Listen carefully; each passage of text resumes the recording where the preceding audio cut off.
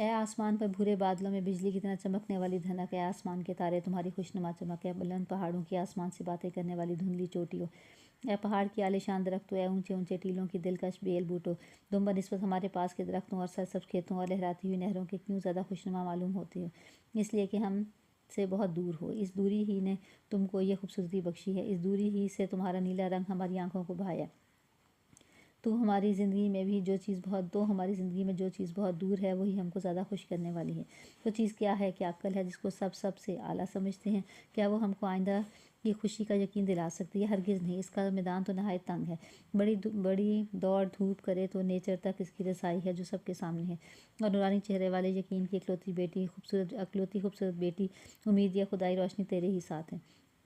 تو ہی ہماری مصیبت کے وقتوں میں ہم کو تسلی دیتی ہے، تو ہی ہمارے آڑے ہاتھ وقتوں میں ہماری مدد کرتی ہے۔ تیری ہی بدولت نہایت دور دراز خوشیاں ہم کو نہایت ہی پاس نظر آتی ہیں، تیرے ہی سہارے سے زندگی کی مشکل گھاٹیاں ہم طے کرتے ہیں، تیرے ہی سبز سے ہماری خوابیدہ خیال جاگتے ہیں، تیری ہی برکت سے خوشی کے لیے نامآوری کے لیے بہادری کے لیے فیاضی کے لیے محبت کے لیے نیکی کے انسان کی تمام خوبیاں اور ساری نیکیاں تیرے ہی تابع اور تیرے ہی فرمانبردار ہیں۔ وہ پہلا گناہگار انسان جب شیطان کے چنگل میں پھنسا اور تمام نیکیوں نے اس کو چھوڑا، تمام بدیوں نے اس کو گھیرا، تو صرف تو ہی اس کے ساتھ رہی۔ تو نے ہی اس ناامید کو ناامید ہونے نہیں دیا، تو نے ہی اس موت میں پھنسے دل کو مرنے نہیں دیا، تو نے ہی اس کو ذلت سے نکالا، پھر اس کو اعلیٰ درجے پر پہنچایا جہاں کے فرشتوں نے اس کو سجدہ کیا تھا۔ اس نے ایک نبی خاتم النبیین صلی اللہ علیہ وسلم کو، جس نے سینکڑوں برس اپنی قوم کے ہاتھ سے مصیبت اٹھائی اور مار پیٹ سہی، تیرا ہی خوبصورت چہرہ تسلی دینے والا تھا۔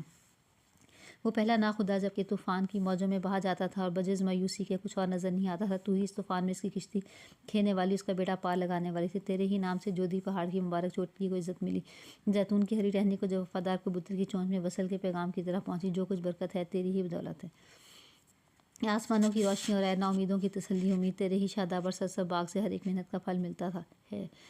ملتا ہے، تیرے ہی پاس ہر درد کی دوا ہے، تجھی سے ہر ایک رنج میں آسودگی ہے۔ عقل کے درمیان جنگلوں میں بھٹکتے تھکا ہوا مسافر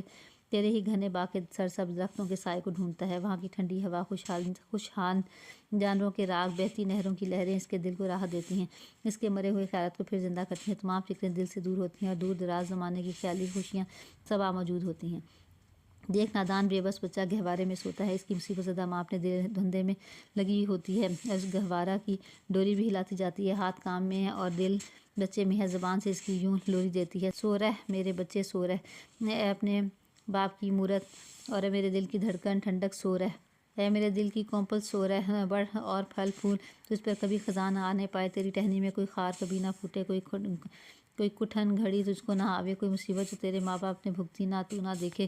سو رہ میرے بچے سو رہ، میری آنکھوں کے نور اور میرے دل کے سرور، میرے بچے سو رہ، تیرا مکھڑا چاند سے بھی زیادہ روشن ہوگا، تیری خصلت تیرے باپ سے بھی اچھی ہوگی، تیری شہرت، تیری لیاقت، تیری محبت جو تو ہم سے کرے گا آخرکار ہمارے دل کو تسلی دے گی، تیری ہنسی ہمارے اندھیرے گھر کا اجالا کرے گی، تیری پیاری باتیں ہمارے غم کو دور کریں گی، تیری آواز ہمارے لیے خوش آئند راگنیاں ہوں گی، سو رہ میرے بچے سو رہ، اے ہماری امید کے پودے سو رہ، بولو جب اس دنیا میں ہم تم سے جدا ہو جاویں گے تو تم کیا کرو گے؟ تم ہماری بے جان لاش کے پاس کھڑے ہوگے، تم پوچھو گے اور ہم کچھ نہ بولیں گے، تم روگے اور ہم کچھ رحم نہ کریں گے، اب میرے پیارے رونے والے، تم ہمارے ڈھیر پر آ کر ہماری روح کو خوش کرو گے، ہم نہ ہوں گے اور تم ہماری یادگاریوں میں آنسو بہاؤ گے، اپنی ماں کا محبت بھرا چہرہ، اپنی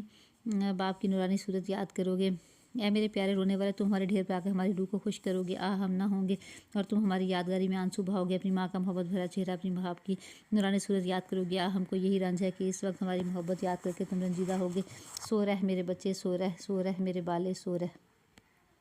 یہ امید کی خوشی ماں کی اس وقت تھی جب کہ بچہ ہوں گاں بھی نہیں کر سکتا تھا، مگر جب وہ ذرا اور بڑا ہوا تو معصوم ہنسی سے اپنی ماں کے دل کو شاد کرنے لگا اور اماں اماں کہنا سیکھا، اس کی پیاری آواز ہولے لفظوں میں اس کی ماں کے کان میں پہنچنے لگی، آنسوؤں سے اپنی ماں کی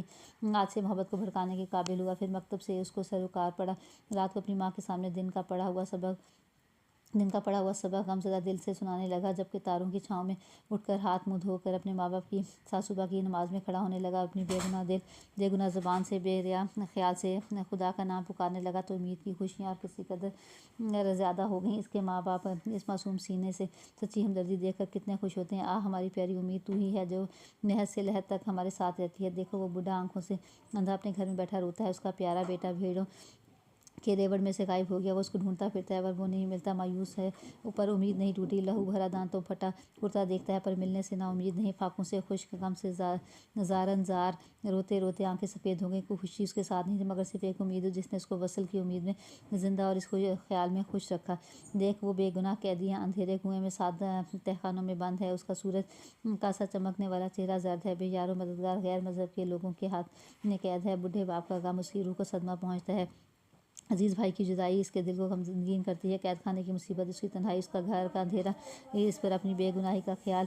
عزیز بھائی کی جدائی اس کے دل کو غمگین کرتی ہے، قید خانے کی مصیبت اس کی تنہائی، اس کا گھر کا اندھیرا اس پر اپنی بے گناہی کا خیال اس کو نہایت ہی رنجیدہ رکھتا ہے، اس وقت کوئی اس کا ساتھی نہیں مگر یہ ہمیشہ زندہ رہنے والی امید، تجھی سے اس کی خوشی ہے۔ وہ دلاور سپاہی لڑائی کے میدان میں کھڑا ہے، کوچ پر کوچ کرتے کرتے تھک گیا ہے، ہزاروں خطرے درپیش ہے مگر سب میں تقویت تجھی سے ہے، لڑائی کے میدان میں جبکہ بہادروں کی صفیں چپ چاپ کھڑی ہوتی ہیں،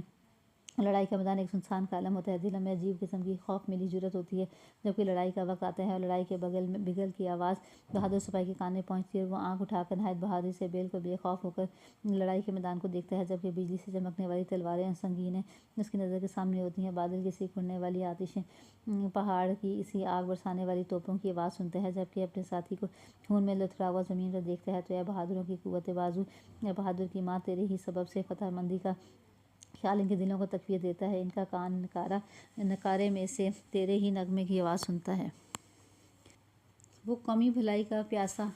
اپنی قوم کی بھلائی کی فکر کرتا ہے، دن رات اپنے دل کو جلاتا ہے، ہر وقت بھلائی کی تدبیریں ڈھونڈتا ہے، ان کی تلاش میں دور دراز کا سفر اختیار کرتا ہے، جگانوں بیگانوں سے ملتا ہے، ہر ایک کی بول چال میں اپنا مطلب ڈھونڈتا ہے، مشکل کے وقت ایک بڑی مایوسی سے مدد مانگتا ہے، جن کی بھلائی چاہتا ہے انہیں کو دشمن پاتا ہے، شہری وحشی بتاتے ہیں، دوست آشنا دیوانہ کہتے ہیں، عالم فاضل کفر کے فتووں کا ڈر دکھاتے ہیں، بھائی بند عزیز اقارب سب سمجھاتے ہیں، پھر یہ شعر پڑھ کر چپ ہوتے رہتے ہیں۔ وہ بھلا کس کی بات مانے ہیں، بھائی سید تو کچھ دیوانے ہیں، ساتھی ساتھ دیتے ہیں مگر ہاں کر محنت اور دل سوزی سے دور رہ کر بہت سی ہمدردی کرتے ہیں، پر کوٹھی کٹھلے سے الگ کر دل ہر بار بے قرار رہے، کسی کو اپنا سایہ نہیں پاتا، کسی پر دل نہیں ٹھہرتا، مگر اے بے قرار دلوں کی راحت اور شکستہ خاطروں کی تقویت، تو ہی ہر دم ہمارے ساتھ ہے، تو ہی ہمارے دل کی تسلی ہے، تو ہی ہماری کٹھن منزلوں کی ساتھی ہے، تیری تقویت سے ہم اپنی منزل مقصود تک پہنچیں گے، تیرے سبب گوہر مراد کو پاویں گے، ہمارے دل کی عزیز، ہمارے مہدی کی پیاری امید، تو ہمیشہ ہمارے دل کی تسلی رہے، اے ہمیشہ زندہ رہنے والی امید، جبکہ زندگی کا چراغ ٹمٹماتا ہے اور دنیاوی حیات کا آفتاب لبے بام ہوتا ہے، ہاتھ پاؤں میں گرمی نہیں رہتی، رنگ پھک ہو جاتا ہے، منہ پر مردنی چھاتی ہے، ہوا میں، پانی میں، مٹی میں ملنے کو ہوتی ہے، تو تیرے ہی سہارے سے وہ کٹھن گھڑی آسان ہوتی ہے، اس وقت اس زرد چہرے اور آہستہ آہستہ ملتے ہوئے ہونٹوں اور بے خیال بند ہوتی ہوئی آنکھوں اور غفلت کے دریا میں ڈوبتے ہوئے دل کو تیری یادگاری ہوتی ہے، تیرا نورانی چہرہ دکھائی دیتا ہے، تیری صدا کان میں آتی ہے، ایک نئی روح اور تازہ خوشی حاصل ہوتی ہے اور ایک نئی لازوال زندگی کی جس میں ایک ہمیشہ رہنے والی خوشی ہوگی امید ہوتی ہے۔ یہ تکلیف کا وقت تیرے سبب سے ہمارے لیے موسم بہار کی آمد کا زمانہ ہو جاتا ہے، اس لازوال خوشی کی امید تمام دنیاوی رنجوں اور جسمانی تکلیفوں کو بھلا دیتی ہے، غم کی شام کو خوشی کی صبح میں سے بدل دیتی ہے، گو کہ موت ہر وقت جتاتی ہے ہم کہ مرنا بہت خوفناک چیز ہے، ہماری آنکھوں سے چھپی ہوئی ساری دوسری دنیا میں جس میں ہم کو ہمیشہ رہنا ہے، جہاں سورج کی کرن اور زمانے کی لہر بھی نہیں پہنچتی ہے، تیری راہ 3 چیزوں سے طے ہوتی ہے، ایمان کے توشے، امید کے ہادی اور موت کی سواری سے، مگر ان سب میں